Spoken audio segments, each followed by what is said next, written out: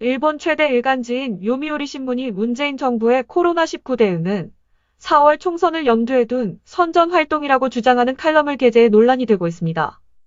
요미우리는 22일자 7면에 국민 현혹하는 선거 선전이라는 제목의 서울지국장명의 칼럼을 통해 문재인 대통령이 지난 2월 13일 경제계 간담회에서 코로나19는 머지않아 종식될 것이라는 발언을 문제 삼았는데, 신문은 하루 전인 12일에는 보건복지부 차관이 집단 행사를 취소하고 연기할 필요는 없다고 발언하기도 했다며, 이때 경계를 늦추지 않았다면 감염자의 폭발적 증가를 막을 수 있었을지도 모른다고 지적했습니다.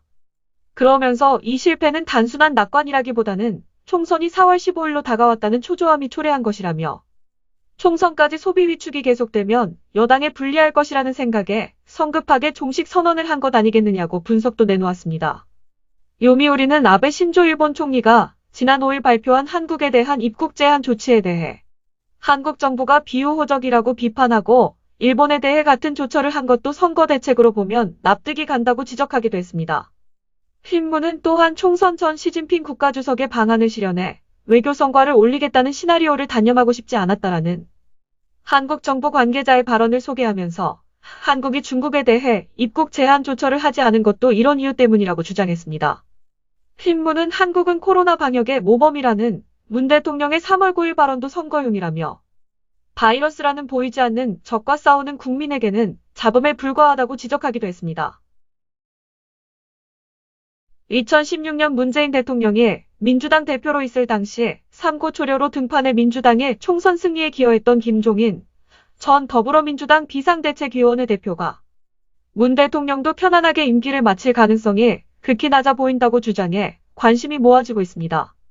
김 전 대표는 20일 발간한 회고록 영원한 권력은 없다 해서 지금 정부는 19대 대선 결과를 완전히 잘못 읽고 있는 것처럼 보인다며, 문재인 정부에 대해 마치 천하를 손에 넣은 것처럼 판단하고 행동하고 있다면서 이같이 밝힌 것입니다.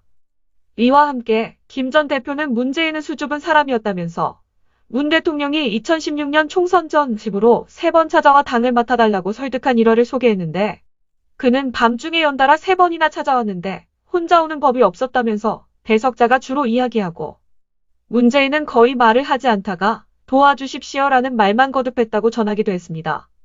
당시 자신의 비례대표 2번 배정에 대해서는 문 대통령이 비례대표를 먼저 제안하고서도 이후 셀프 공천 논란이 발생하자 전후 사정을 설명하지 않고 나 몰라라 입을 닫은 채 은근히 그 사태를 즐기는 태도를 취했다고도 주장했습니다.